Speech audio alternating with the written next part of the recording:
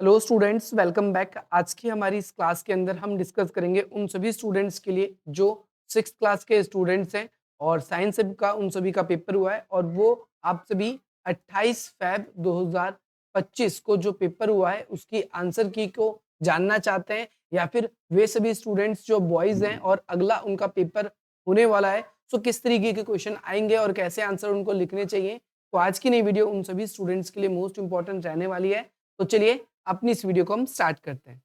Paper की बात करें तो पेपर में टोटल नंबर ऑफ क्वेश्चन की बात करें तो 15 क्वेश्चन आए, 15 क्वेश्चन आप सभी के आए हैं और इसमें आप सभी के जो जो है तीन खंडों में पेपर विभाजित होकर आया है, क, ख और ग। सभी प्रश्न अनिवार्य हैं। 60 मार्क्स का आपका पेपर आया है। और अगर हम और इसके अंदर बात करें आगे की, सो यहाँ पर अगर आप देखोगे तो 2.5 घंटे का आपका समय था एज ऑलवेज, जैसा कि छठी क्लास के बच्चों के लिए रहता भी है। तो यहाँ पर जनरल से इंस्ट्रक्शंस है और क्वेश्चंस आप सभी के सामने आ चुके हैं। जैसा कि पहला क्वेश्चन आपकी स्क्रीन पर है, कहता है कि भाई उस वस्तु के लिए एक शब्द बताइए, और यहाँ पर एक शब्द बताइए जो सूर्य की तरह स्वयं प्रकाश उत्सर्जित करती है। प्रकाश उत्सर्जित करती है का मतलब है जिसमें खुद का ही अपना प्रकाश होता है। तो इस क्वेश्चन का आंसर होना था दीप्त वस्तुएं। दीप्त वस्तुएं। दीप्त वस्तुएं वह वस्तुएं होती हैं जो क्या करती है, स्वयं ही प्रकाश उत्सर्जित कर सकती है। अगला कहता है उस वस्तु के लिए एक शब्द बताइए जो स्वयं में से प्रकाश होकर नहीं जाने देती। तो एक होता है पारदर्शी और एक होता है आपका अपारदर्शी। अपारदर्शी अपारदर्शी वह वस्तुएं होती हैं जो अपने से क्या नहीं करती, प्रकाश को पार आर पार नहीं होने देती। यहाँ पर उस वस्तु के बारे में आपको बताना था। अगला क्वेश्चन है, पत्ते का वह भाग जो जिसके द्वारा वह तने से जुड़ा होता है वो क्या कहलाता है? वह क्या कहलाता है आपका? पर्णवृत्त कहलाता है। ये याद रखना है, पर्णवृत्त कहलाता है। अगला क्वेश्चन आप सभी की स्क्रीन पर है, कहता है पौधे के उस भाग का नाम बताइए जो पौधे को सीधा खड़ा करता है। तो इसका उत्तर होगा आपका तना। इसका सही उत्तर होगा आपका तना। अगला क्वेश्चन है, जलीय आवास का एक उदाहरण बताइए। तो यहाँ पर आप कुछ भी लिख सकते थे, जैसे आप जलाशय लिख सकते थे, दलदल लिख सकते थे, ऐसा कोई भी आप एक उदाहरण लिख सकते थे। अगला कहता है स्थलीय आवास का एक उदाहरण बताइए। तो स्थलीय आवास का आप क्या कर सकते हो? भूमि। भूमि जिसपे मनुष्य क्या करता है? निवास करता है। कहता है अगला क्वेश्चन, विद्युत सेल के कितने टर्मिनल होते हैं? तो इसका उत्तर होता है 2, या फिर आप ऐसे भी लिख दो 2 टर्मिनल होते हैं। तार प्रकाश का एक कृत्रिम स्रोत है। जो है तार, भाई तार तो प्रकाश का एक कृत्रिम स्रोत है नहीं, गलत है। इसका उत्तर क्या होगा? गलत। अगला कहता है तना मिट्टी से पानी सोखता है। तो तना क्या करता है? मिट्टी से पानी सोखता है। सही है, सही है, तो सही। अगला क्वेश्चन है, कहता है शरीर के लिए संतुलित आहार विभिन्न प्रकार के खाद्य पदार्थ होने चाहिए। तो ये सही है। चुंबक के कितने ध्रुव होते हैं? 3 ध्रुव होते हैं। तो ये गलत होगा, बिल्कुल सही बात है, ये वाला टिक करना था। रतौंधी किसकी कमी से होती है? विटामिन ए की कमी से रतौंधी होती है। यह लिखना था आपको। ये वही क्वेश्चन है जो अभी हमने हिंदी में डिस्कस किए हैं। अगला क्वेश्चन है, विटामिन डैश की कमी से हड्डियां जो है मुलायम या दुर्बल हो जाती है। तो विटामिन सी की कमी से हड्डियां जो है मुलायम व दुर्बल हो जाती है। अगला कहता है गाजर विटामिन डैश समृद्ध करता है, यानी विटामिन ए को बढ़ाता है जो हमारी आंखों की रोशनी को बढ़ाता है। अगला मैग्नेटाइट डैश में प्रयोग होता है। यहाँ पर आप लिख सकते हो इस्पात। इस्पात निर्माण में प्रयुक्त होता है। अगला विद्युत सेल डैश का एक स्रोत है। तो ये एक ऊर्जा का स्रोत है। सेल में क्या होती है? ऊर्जा, जिसका यूज हम करते हैं। अगला खंड 2, अब 2 नंबर के क्वेश्चन शुरू होंगे। दूसरा खंड है, पारदर्शी वस्तुओं को परिभाषित करें, 2 उदाहरण बताइए। पारदर्शी वस्तुएं वे होती हैं जिनके हम आर पार देख सकते हैं, जैसे आपका कांच होता है। और क्या हो सकता है कांच के अलावा आपका, जिसके हम आर पार देख सकते हैं? तो काँच हो गया, या फिर हमारा क्या हो सकता है? लेंस हो गया। इसके हम क्या कर पाते हैं? आर-पार देख पाते हैं। अगला कहता है पर्वतारोहण अपने साथ ऑक्सीजन सिलेंडर क्यों ले जाते हैं? क्योंकि जैसे-जैसे ऊँचाई बढ़ती है वैसे-वैसे पहाड़ों पर जैसे-जैसे हम ट्रैकिंग करते हैं, चढ़ते हैं, ऊँचाई बढ़ने के साथ-साथ ऑक्सीजन लेवल कम होता है, इसीलिए हमें ऑक्सीजन की ज़रूरत पड़ती है। और उ उस समय जब हमें ऑक्सीजन नहीं मिल पाता तो हम उस ऑक्सीजन सिलेंडर का उपयोग करके साँस ले पाते हैं। अगला कहता है पेड़ को परिभाषित करो। पेड़ पेड़ मुख्य रूप से पौधे का एक बड़ा रूप है। आप कह सकते हो जब पौधे का विकास हो जाता है तो वो पेड़ में बदल जाता है और किसी एक पेड़ का नाम बताइए, तो आप किसी भी पेड़ का नाम बता सकते हो जो आपको पसंद है। अगला कहता है किसी पुष्प के विभिन्न भागों के नाम लिखिए, तो पुष्प के कई सारे भाग हैं। तो आप यहाँ पर देख सकते हो पुष्प के कई सारे भाग हैं, जैसे पुंकेसर, स्त्रीकेसर और आपका परागकोश, आप ऐसे कह सकते हो। अगला कहता है क्वेश्चन में कार्बोहाइड्रेट के कोई 2 उदाहरण बताइए। भोजन में कार्बोहाइड्रेट का जैसे हम यूज़ करते हैं, हम ग्लूकोज़ के रूप में करते हैं, हमारा ग्लूकोज़ होता है और ग्लूकोज़ के अलावा जो भोजन के है ना, भोजन में जैसे आप केला भी लिख सकते हो इसमें या फिर आप चीनी लिख सकते हो। तो ये किसके एग्ज़ाम्पल हैं? ये किसके एग्ज़ाम्पल है? कार्बोहाइड्रेट के। कहता है वसा युक्त भोजन के कोई 2 उदाहरण दो। तो आप कुछ भी जो फ़ास्ट फूड खाते हो, जो भी आपका फ़ास्ट फूड खाते हो, पकोड़े-शकोड़े खाते हो, समोसा खाते हो, तो ये उसी के उदाहरण हैं। अगला कहता है, आप लोहे की पत्ती को चुंबक किस प्रकार बनाएँगे? अगर हम क्या करेंगे, लोहे की पत्ती है और इसको चुंबक के साथ हम जोड़ दें, तो ये भी क्या करेगा, चुंबक की तरह ही काम करेगा। विद्युत सेल के कितने टर्मिनल होते हैं? तो विद्युत सेल के 2 टर्मिनल होते हैं, एक धनात्मक होता है और दूसरा ऋणात्मक होता है।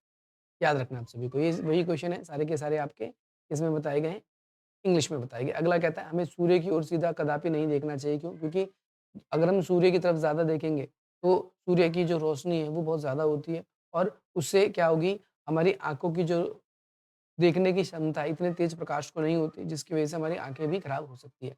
अगला क्वेश्चन कहता है, पौधे के उस भाग का नाम बताइए, जो भोजन बनाते हैं। तो जो पत्तियाँ होती हैं, वो फोटोसिंथेसिस करती है, प्रकाश संश्लेषण करती है और उससे भोजन बनता है।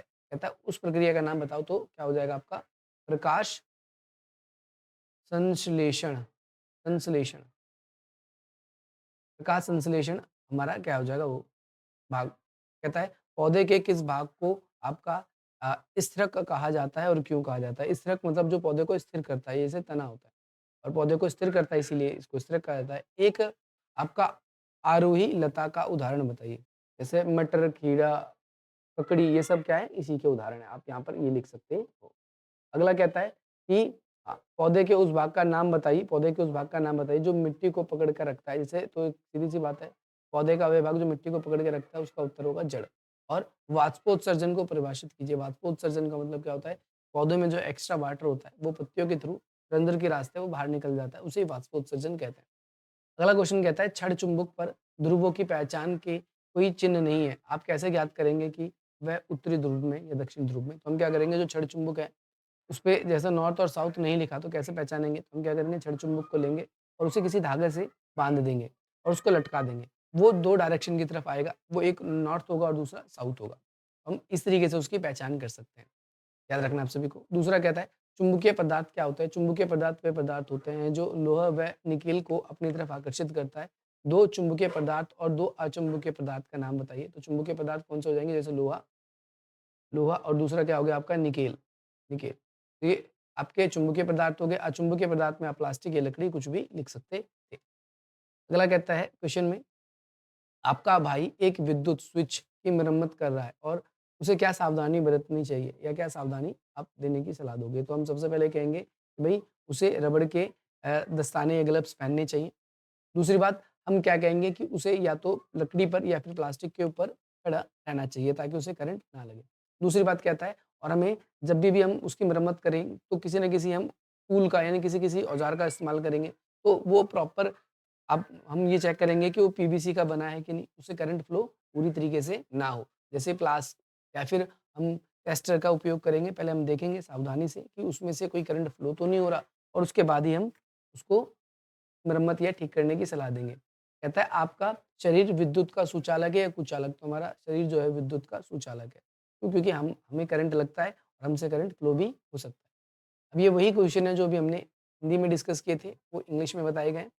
अगला क्वेश्चन कहता है कि एक तरफ आपका स्तंभ ए है और दूसरी तरफ आपका स्तंभ बी है, और उसमें आपको मैचिंग करनी है। तो यहाँ पर आपको मैचिंग में बताना है कि कौन-सा भाग किसका है। जैसे घास स्थल जो है, तालाब क्या है? मेढक, हवा अच्छा, आवास, वृक्ष, प्रजनन। प्रजनन में क्या होगा? अपने जैसे को जन्म देना, बिल्कुल ठीक है। आवास जहाँ पर जीव रहते हैं, ठीक है। वृक्ष क्या है? एक जैविक घटक है। हवा क्या है? हवा क्या है? तालाब तालाब तालाब, घास स्थल, तालाब में मेंढक को कर दिया। घास स्थल में अजैविक घटक डाल दिया हमने, हवा को शेर कर दिया। चलो ये भी ठीक है, बच्चे ने जो किया। अगला कहता है वायुमंडल में सबसे अधिक मात्रा में पाई जाने वाली गैस कौन-सी है? तो नाइट्रोजन सबसे ज़्यादा अधिक मात्रा में पाई जाती है। अगला, वह गैस जो मोमबत्ती के जलने में सहायक है, तो वो कौन-सी? ऑक्सीजन गैस है, जो मोमबत्ती के जलने में सहायक है। ये वही क्वेश्चन है जो भी हमने इंग्लिश मीडियम हिंदी मीडियम में डिस्कस किया। अगला कहता है, पृथ्वी के चारों ओर वायु की परत को डैश कहते हैं, वायुमंडल कहते हैं। अगला कहता है, जो गैस जो श्वसन के लिए आवश्यक है, तो साँस लेने के लिए हमारे लिए क्या आवश्यक है? वो ऑक्सीजन आवश्यक है। अगला कहता है, जानवरों कौन-सा जानवर रात को हमसे 6 गुना ज़्यादा देख सकता है?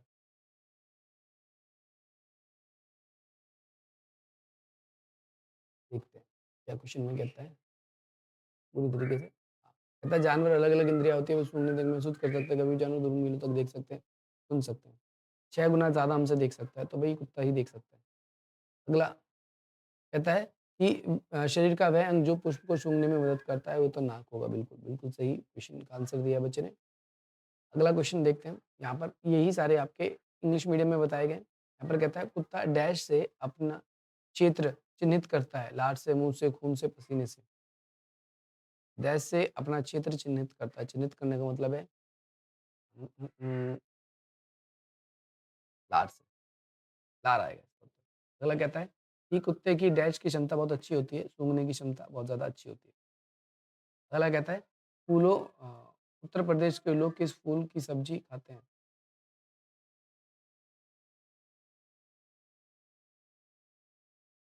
सूरजमुखी, बिल्कुल सही। अगला कहता है, किस राज्य के लोग जो है सहजन के फूल के पकौड़े बनाते हैं? उत्तर प्रदेश के ही बनाते हैं।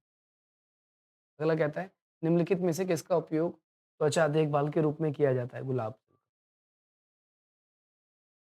ये वही क्वेश्चन है आपके। अब यहाँ पर कहता है उत्तर प्रदेश में कौन है जो इत्र के लिए प्रसिद्ध है? तो कन्नौज जगह है जो इसके लिए प्रसिद्ध है, इत्र के लिए। यही सारे क्वेश्चन आपके पेपर में आए थे। बाकी मिलते हैं हम आपसे फिर से अपनी अगली वीडियो में।